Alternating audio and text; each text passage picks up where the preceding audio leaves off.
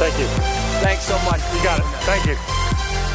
All right, here we go. You guys are coming down the stretch, and what did they bring in? A former baseball player to close the deal. As a former closer, this is the part that gets me excited.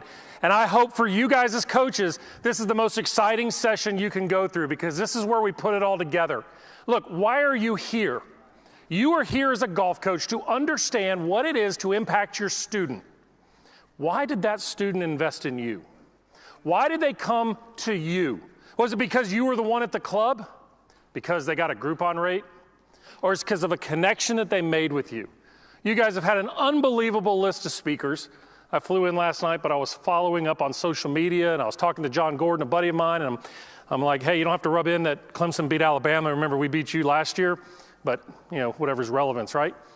And the truth of the matter is, all this information, how the swing works, the launch angles, all the amazing technology. What you're ultimately looking for, though, is your job as a coach is to translate that information to help that player play what? Better golf, to enjoy the game. And a lot of times we use anecdotes from our tour players, but there's also players that just simply want to play better, who want to find a way to achieve what they want to achieve. And when we look at what makes a player great, one thing we can never forget, as P and Lynn said, we are human. We are a person. And the individual desires and goals that we all have is you're helping them on that journey. Now, I bring that to you as a coach with a high responsibility. That high responsibility is for you to give everything you have to every single person that comes to see you. Why would you give anything else? Why would you allow yourself to not give 100%? Just like going to the surgeon. They're doing a commercial about it now. Hey, do you like Dr. Spencer? Yeah, they're okay. We don't want you to be okay. We want you to fall in love with the game with every person you see, because every person in front of you is a puzzle. And your job to put those pieces together to make an impact, to maybe change a life, is what it's all about. And you say, oh, Doc, that's so dramatic to change a life. Well, if you've never been out on the golf course with your family, I have a 21-year-old and a 17-year-old, and we go out and play golf. And to spend the day playing golf together, that's awesome. To help them find the path and their mastery of themselves is mesmerizing. And that comes from people who've invested in them, okay? Now, I'm gonna be honest with you. We have a coaching challenge today. There's no doubt about it. This is Urban Meyer, who recently resigned from the Ohio State football program. And we look at Urban Meyer and we say, how could he walk away from a job paying tens of millions of dollars? And the responsibility of Urban Meyer in that position is remarkable, okay? But we have a coaching problem. With social media today, our students can get so much information in such a short amount of time. We can raise them up, and they can leave us in a heartbeat. We can do everything we can to help them be better, to swing better, but they can't produce the scores. And the standards of which they define their greatness is by some player that week who played great. But we don't even know where they were the last 5 weeks. I saw some really good friends of mine, Susan and Mick from the University of Alabama golf program, Roll Tide. And what's amazing is when I see what they do when they work with players, is they want players, yes, that can swing it, but they want players that can play it, who can be great on and off the course and rise to the level of the challenges and the responsibilities as college athletes they're putting them through. That's a coaching challenge. But the reality is, the rules of coaching have changed. I had breakfast this morning with one of my players, one of my professionals, and we were talking about this talk. And he said, you know, one of the things that I think is so valuable as a coach is I want people to understand is that it's a two-way interchange. There's times where I want a lot of information, and then there's times where I just want a great job or keep at it. I don't need more information, I need more encouragement. And he said, great coaches know how to do that. It's like playing poker. You got to know when to lay down the cards. You got to know when to hold on to your hand. What I mean by us having a coaching problem and the rules have changed is that there are different influences now. Players are being recruited for college at such a young age, and now I know they've changed the rules, but there's still that pressure. I didn't get recruited until April of my senior year in high school after playing 1 year of varsity baseball. I was talking to a baseball coach one day from my alma mater, and he said, yeah, that freshman just doesn't have it to play at the college level. I'm like, that freshman for me, when I was that age, I wasn't even playing on the high school team or in the organization. Y'all didn't even know about me. So how are you making a judgment on a freshman before he or she finds out who they really are? Parents are more involved than ever. Why? We have access.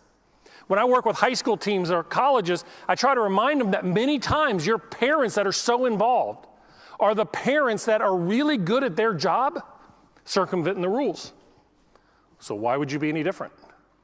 They got to the level of greatness in their organization, whether it's a CEO or a manager or top salesperson, by getting around obstacles. And if you're not responding and you're not answering the call fast enough, you are therefore an obstacle. I had a college player tell me recently, Doc, I'm changing instructors. I said, why? He said, well, I've texted my instructor 3 times in the last week. I haven't heard back. I said, well, what time did you text him? 11:30 at night? Okay, that instructor doesn't stay up past 9:30. Now, they should have texted him right after that. But the reality is that player formed their entire perception over their care factor based on their ability to text them back. I said, well, how are your lessons and how are your sessions? Phenomenal. I just don't feel like they buy in. And I said, you're setting them up for unrealistic rules. And I said, why is that? He said, well, my dad called me and told me how much money I'm spending on my instructor. We have unbelievable rules. In the college ranks, we also have increased pressure. We have increased roles and responsibilities. A player can turn on an entire organization in a light switch and create problems throughout the organization. Same thing in the professional ranks, okay? There is a competition crisis in today's society. If I think about where I learned to play baseball, I learned to play in my backyard, playing wiffle ball, well, actually playing racquetball. You know, if we were lucky enough to steal a can of racquetballs from one of our dads, that became a great baseball. And we would play every afternoon in 2 backyards that were merged together. And we'd throw down pieces of logs that were bases. And you'd try to find as many guys or girls as you can to play. And if you had enough, you could play to both fields, left and right field. But if you didn't have enough, you couldn't hit it to right field or that was an automatic out. Yeah, talk about heavy pull hitters there, right? Okay, but if you hit it over the street, yeah, like with cars, hit it over the street and landed on the house across the street, it was a home run. Well, if you're a 5th grader like I was, having to face the 8th grader, all day long I'd sit in class worried about how I was going to hit that person and what I had to do to be successful. I didn't call my private coach and say, Coach, I'm getting beat when that racquetball moves on me. Can you tell me what my right elbow's doing? At the moment that matters, what we're trying to develop are people that are ready for the challenges in front of them. I see about 60% of my youth, now I'm a clinician first, have anxiety. 50 to 60%. Clinical levels of anxiety. Now, I'm not actually diagnosing them, but it's significant. Our younger athletes today are playing in a world where they'd rather get it right than get it done. They have a hard time understanding the transfer between what it takes to get it done right to getting a score posted. They'd rather get the club in the right position because that predicts something down the road versus a series of scores. See, I've said this over the years, and if you follow me, you know this. Golfers are unlike any other athletes in the world. They're the worst practicers known to mankind. They practice to fix problems, and they prepare with a level of hope that no other athlete prepares with. They hope they're going to have their ideal state in competition. But every other athlete group prepares for the uncertainty before them because they are playing an opponent. You don't play against yourself on the golf course. You play a golf course. See it like a puzzle. And some days that golf course is going to punch you back. But if we put a drill up, and at the end of a tournament, I said, raise your hand if you're the victor. And that player goes, yeah, but I had a double bogey and a triple bogey. They'd feel like it's less than. But if they were in a heavyweight fight, they'd stand there with both eyes swollen, a broken nose, and a swollen jaw and raise their hand and go, I survived. That's what golf is. We have to train our kids for the readiness of the world, Life's not fair. Great players don't always succeed, and lazy people don't always fail. They understand those three things, they have a chance of success. But they have to prepare for the uncertainty. Going out on a round of golf, knowing they're not going to have it, and finding a way to get the ball in the hole, and that doesn't diminish from their long-term value. Instead, we need to see that as enhancing it. I have a rule for my parents. If your kid plays bad in a tournament, you can't leave. You have to sit at the tournament. Order lunch. Make them order food. Because when they struggle, they want to hurry up and leave. They want to escape the environment that they're in as if it's punishing. Yes, it might be embarrassing, but I want them to sit there and realize, hey, I can eat a sandwich and talk to somebody else who shot an amazing score. Say, hey, man, you played great. Well, what happened to you? I don't know. It was just a bad day. But I'll be all right. I'll figure it out.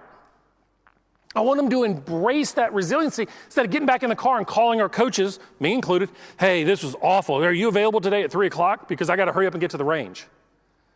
It's like, deal with it. Figure it out.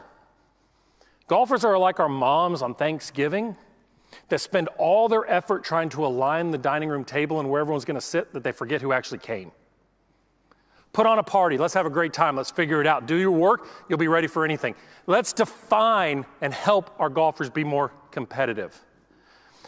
Youth sports market's a $15 billion industry, and you know what? Each and every one of us are beneficial to that. That doesn't mean we have a responsibility. That means we have an opportunity. And that opportunity, we're not responsible for that $15 billion. We're just doing the best we can. But our opportunity is to do it better. I want to raise better kids in our future that are ready for anything. Remember, I said they'd rather get it right than get it done. If any of you have had kids go to college and you sit in the college admissions, I'd have no chance today to get into college. I look at the ACT scores and the GPAs and I'm thinking, where do these come from? As a psychologist, I'll tell you, ACT, SAT is a terrible predictor of athletic or academic performance because now we're just teaching to the test and we're taking tutoring sessions to figure out how to beat the skill, okay? But the reality is, we're not separating them, but the pressure's there. The pressure's there. And as a result, we see student athletes in the NCAA transferring at alarming rates. This data is before the NCAA portal that just came out in college football. 13.6% of males, according to the NCAA, have transferred in the college ranks. Almost 10% of females. That's a significant amount because what happens is kids come in and all of a sudden it's not good. Now, this is overall sports. They come in and it's like, not ideal. I'm out. It's got to be better somewhere else. It can't be me. I can't figure it out. Right? I was an only child, so yes, I was spoiled. I was so spoiled that my dad made me work for a company that pulled chain for a civil engineering crew in Devil's Swamp, the second most toxic swamp in the United States, right outside of Baton Rouge. Right? And he was like, you'll figure it out. You get up at 6 in the morning, you leave at 6 at night, $10 an hour. That'll be good work for you. And I'm going to tell you a little story about that in a minute, okay? So are parents ruining youth sport? We are raising the me generation. Why? They're the most resourceful generation we've ever seen. I don't think we need to knock them. We got to be better with them. They need an answer. They can find it out in 2 seconds. Take a group of 10 to 15-year-olds, put them at a table and ask them a question they don't know the answer to. They're not going to try to figure out the answer. They're going to Google it. Or if they're lazy, hey, Siri. They're not going to work to solve the problem. As soon as they can't figure out a game, they cheat code it. They're trying to cheat code the game of golf. We got to be better. Because if you employ any young generations, I'm not knocking the young generations. They are the most resourceful and smartest generation we've ever seen. When it gets hard, they get stressed. We got to empower them. Golf's the same way. I want a player to call me and say, Doc, I didn't have it. Didn't have it. But I found something, got it done. Love it, right? Okay. So we are seeing an increased burden and financial burden on our parents. It's expensive to raise kids in today's economy. Not only what the cost of eating out is, because most of us are working all the time. We have to order food to be brought in and the like because we have two parents working in the household. The reality is they're spending a lot of money and parents want a return on investment. Don't make the parents the enemy. Make them your best friend and work with them and you'll help them. Our parents are like of Lenny of Mice and Men. Don't worry, I didn't read the book. I just know this part. Okay, Lenny of Mice and Men, he loved his bunnies so much he crushed them. That's our parents. So engage them. Don't be threatened by them. I know they're difficult at times, but work with them. We got to help our kids be more competitive. Now, I've been around greatness, okay? I was fortunate enough to be on the first two of these national titles on the left side of the screen at LSU, and I played with the majority of the guys on that 96 team. And I've been around what Coach Saban does at Alabama, what Coach Potter does at Alabama, Coach Sewell, Coach Duckworth, all those national championship level coaches I've seen. Let me tell you the greatest secret of championship coaches. You ready for this? And great athletes. When it gets hard, they get more disciplined to the details. When it gets hard, they get more disciplined to the details. Okay? I've been fortunate enough to work. I think we had 11 victories worldwide last year on the PGA Tour and the European Tour. It's a remarkable stat. But players, when I watch them, they're all different. And I want you to understand is how you develop them is how you get them to compete. Your job and your responsibility is what that takes. Coaching is a multifactorial equation. It's your ability to impact that person. I bet every one of you right now can think about a coach that impacted you positively. And maybe somebody you walked out of there and were like, "Ooh, that was a really tough year." But you can look back and say, "Man, did I learn some lessons from working with that coach?" They know how to inspire, and they also know how to put a foot in the back. They know how to give you a little bit of tough love, but also demand more. We were having a conversation backstage, and I said, I have a hard time with this concept of love-based coaching because I know a lot of people misinterpret love-based coaching, and our players misinterpret it as no rules, no guidelines, no expectations. That's not love-based coaching. True love-based coaching is having demands on you that are higher than you could ever achieve for yourself because I believe you can achieve it, and I'm going to stand every step of the way with you. I will never let you down if you go for it. But most of our kids today never give 100%. They don't give 100% because if they don't have the final solution that they want, at least they have an answer as to why it didn't work out. There's nothing more terrifying for a player to give 100% of everything they got and still fail. Because if I give 100% of everything I've got and I fail, then that says maybe I wasn't good enough. But see, if I don't always give everything, I can blame it on somebody else. I said 2 years ago, remember the national pastime is not baseball, it's the transferal of blame. Okay, it's not my fault. Okay, so what can you do? I'm going to ask you a rhetorical question because I can't see your hands raised, but I'm going to ask you this question. How many of you have your teaching and coaching philosophy written down? If you do, clap. Okay, why is that not 1,000% in this room? Why not? If it's that important to define who you are, and yes, it's an ever-changing environment, I want you to have it written down. I want you, when you leave here, to get a notebook, a 5-ring notebook, 3-ring notebook, and I want you to lay out your 2019 coaching philosophy. I want you to have a section on there on junior development, swing mechanics, nutrition, performance, sports psychology, dealing with parents, dealing with my club. And as you go through, take a weekend. I call it red wine therapy. Pour yourself a couple glasses of red wine. If you're not that way, a couple drinks of coffee will be fine. And sit down and put on some music and write everything you can. And throughout the years, you collect information, add it to those tabs. And at the end of this year, you sit down and you build your 2020. In 10 years, you'll have 10 binders, and your formula will get better and better. I said last time I was here, when I was a kid, we used to travel around the country quite a lot because my dad was in the military. We didn't have a lot of money. And we'd always stop at McDonald's because the bathrooms are clean. But if I go to McDonald's now at 5:30 in the morning, get a cup of coffee and some eggs, because they actually do hand-cracked eggs. They'll cook them there for you. The garbage is always dirty. The shrink sauce has always got stuff in it. Ketchup's always hanging, crystallized. And I'm like, 5:30 in the morning, how is the garbage can full? Man, it must have been a hell of a party by the truckers at 2:30 in the morning. Okay? So are you McDonald's where you're resting on past laurels? You're like, yeah, but Doc, see, I'm tired. I got to work a lot. And I've been doing this a long time and whatever. Or, say, are you Chick-fil-A? Now, take away Chick-fil-A's other off the PR world stuff. Let's talk about the operations. Are you Chick-fil-A? When you walk in, there's a solution, there's a culture on the wall that every single contributor of Chick-fil-A in that building is living it. And if you're not, hey, thank you for your time. You're not built for me. Do you have those standards with your players? Or are you just kind of winging it when they show up? Are you just like, yeah, I mean, today, who I got on the calendar? I got 4, 5, 6. Okay, I got it. Hey, how you doing? Just go warm up. I'll be with you in a minute. Let me answer a few phone calls. Like, one of the things that I just mind blows to me is you guys as instructors, you should have somebody booking your appointments for you.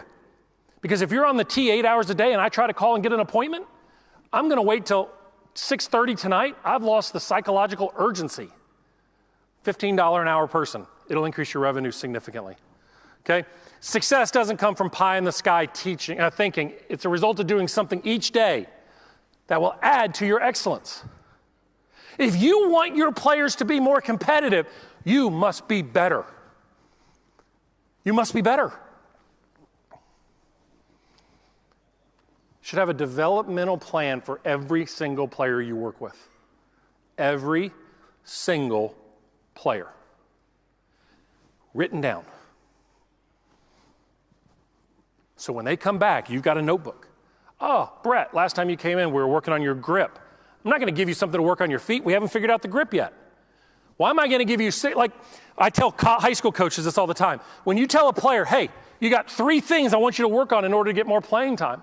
The kid does it, and actually does it, and then comes back and you give him 3 more things. You know what that player goes? All right, you're not paying attention to me.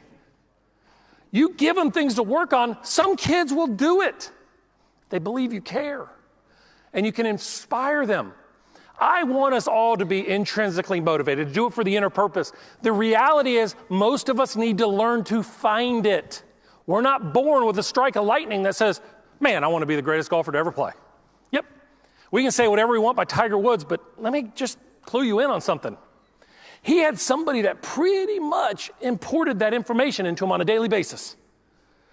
Okay? It was just a perfect matching. But once we inspire people, they'll find their way. See, every player has their own psychological fingerprint. Your job as a coach, and we've heard this multiple times, teach the player in front of you because every player is different and unique. Every player I work with on the PGA Tour, from Brian Harmon to John Rahm to, let's see who's the next one, GMAC, right? They're all different. Patton Kazire and Billy Horschel are different. They're unique. Every single one of them has their own unique way of seeing the world. I can't teach Brian the way I work with Patton. It doesn't work.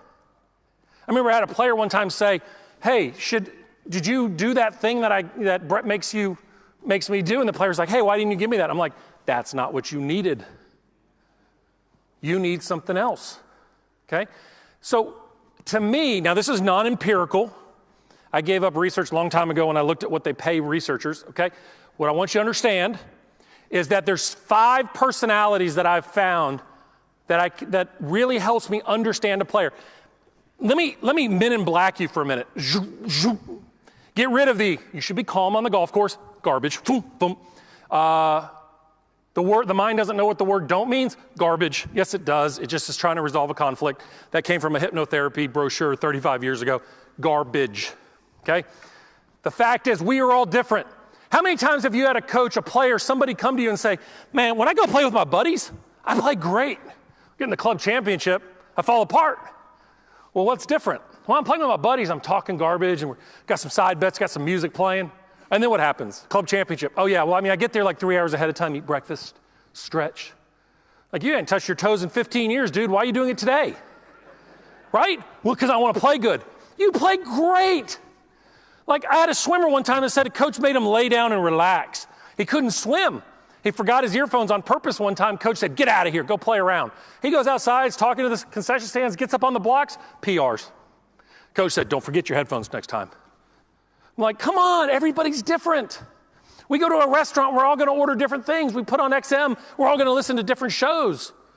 You know, we're all going to listen to Michael Breed, right? Yep, okay. All right, so to me, the first kind is there's the amp-up player. Somebody that needs to raise their level of adrenaline in order to play well. That was me. That is me. It's the only way I can get over my fears and my doubts. It's the only way I can quiet my mind is to elevate. So if I'm playing against you, I got to, in my mind, have a little bit of purpose. Like, I really, really want to beat you bad. And I have to talk it. Now, I'll be nice. The old, I'll knock you down, but I'll pick you back up. Okay? Then the opposite side of that is the tactician. That's the athlete that it doesn't matter what's going on around them. They can boil it down into the A, the B, the C. Think Mariano Rivera, a little bit of a bubble player, but I did a podcast with Dana Cavalier, who's one of his strength coaches. He said, it didn't matter where Mariano was. He went through the same three things every single time. The bubble player, a little bit like a Billy Horschel, is that Billy just puts himself in the scenario that he's out there walking and playing with his caddy. You got to think about that. How many times have you seen a player that said, I feel really good when I'm doing it my way? Then do it your way. Like I always say about pre-shot routines, people are like, hey, what do you think about pre-shot routines? I said, what works for you? If you have to lick your lips left to right and you hit it great, just take a thing of chapstick with you, man. Like if you believe in it, that's the bubble. Like if it's really like, hey, look, we're going to have a little fun, I'm going to talk a little garbage with you, then do it. Just don't be disrespectful to the people you're playing with. But put yourself in that bubble. The worrier, if you've ever been on an airplane with a worrier, that's a lot of fun. But they have to identify everything that could go. I mean, what about my swing? Yeah, I know. God, I hope your swing's there. Yeah, what about the wind? Yeah, I know, it's tough. You just let them verbalize it, okay?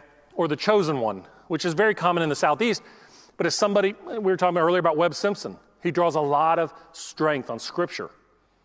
And that's oftentimes a let go, let God type of thing. I'm going to give it the best I can. God's got me covered. What I want you guys to understand about this is I don't want the circumstance to define that mindset. I want them to crank their own engine, to get themselves in that scenario before they go to the first tee. If you're an amp-up player, let's go. Take some time, figure it out, get in that frame of mind, and let's get after it. And if you're a tactician, what are the 2 or 3 things that we're going to do today that we always do? Okay? And so on. If you want this, I've got an ebook for it. It's free to you guys, no strings attached. If you're in the U.S. only, if you're not in the U.S., please email me. In the U.S. only, if you'll text the word MIND, M-I-N-D, to the phone number 66866, I'll send you an ebook that I've written about these 5 different personalities. The phone number is 66866. The word MIND is the subject or the content. It's going to ask for your email. This year at the Mind Side, you're going to see so much content from us. You're going to be like, dude, seriously? I'm like, yep. I want to give away a lot of info. 10 years of doing this, I've got some info to give away. Okay? There's no strings attached to this. It's a fantastic ebook. 5 personality types. Know it. Get to know the player in front of you. Ask them, hey, if I could give you a pill that got you in the frame of mind to be your best, how do you like to feel? Listen to them. Then train them that way. Practice with them. Engage them. Empower them to trust who they are because their fingerprint is 1,000% unique. It's what makes them tick. Okay? All right. We got to have competition and training. Science of competition, the science of it is so powerful. If you don't have 20 to 30% of your time when you're working with an athlete competing, you'll never see that fingerprint. You got to make them struggle sometimes. This is the old Oklahoma drill in football. It really does work because people had to compete, right? And what goes with that is incorporating failure drills. Now, failure drills are a scenario that I created a couple years ago, which is, this was some of you guys in the workout room this morning.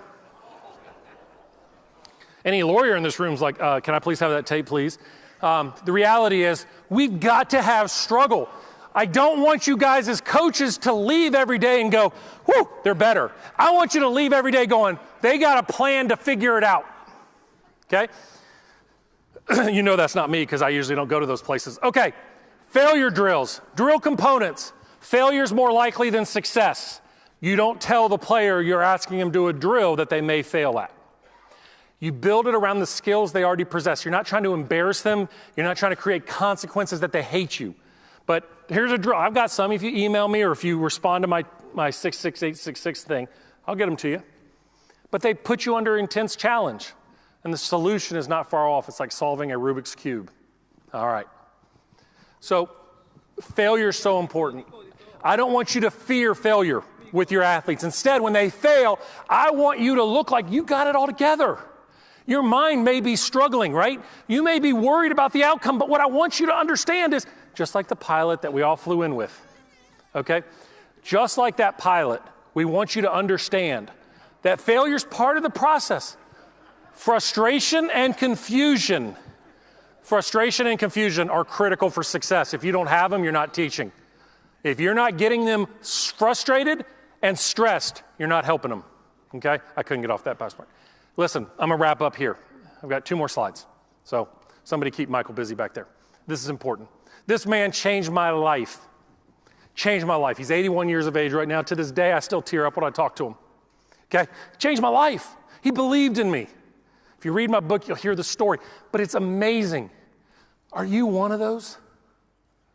There's somebody right now that's coming to see you that you can change their life.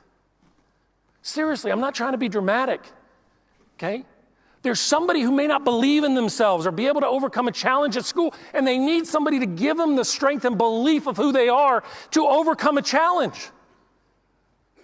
Be all in on them. If you're going to ask your athletes to be all in, I want you all in.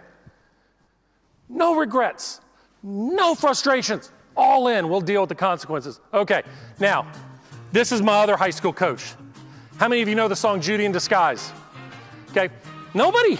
All right, God, we got to get some older music going. So the guy on the left down there is my high school coach. He's going to come up here on the screen here in just a minute. Okay, he had a #1 song back in this era. Okay, good song, right? I used to have to catch batting practice every day before games for 2 hours in 100-degree heat in South Louisiana. We have a little thing called humidity. I couldn't play after that. I was so worn out. I hated this man with everything I got because he was unfair to me. He didn't give me a chance. I threw 4 games that summer, threw a no-hitter, had 2 wins, and got shelled in the last one. The next year I played for that guy. I tried to get out of it. My dad wouldn't let me. It was the best summer of my life. And later he said, Bhrett, one of the things I was most proud of you is when it got hard, you leaned in. You didn't back away. I was never going to give up on you. I just wanted to see if you could handle it. You weren't good enough last year, but you're good enough to be special now. Somebody in your life is this guy for you. Okay, be that guy. A life is not important unless it has impact on other people's lives. Here we are on MLK Day, making an impact on others. Jackie Robinson, true visionary in this world. Make an impact on the next person that comes before you. Okay? Lead the way, coaches. I'm asking you to lead the way. This is an amazing responsibility you have to change the lives of people around you. All right. I want to thank you guys for this time. I want to thank the PGA for giving me an opportunity 2 years ago that put me on the map. To you guys, Michael, thank you so much. Guys, God bless each and every one of you. Make a difference in the people's lives you're with.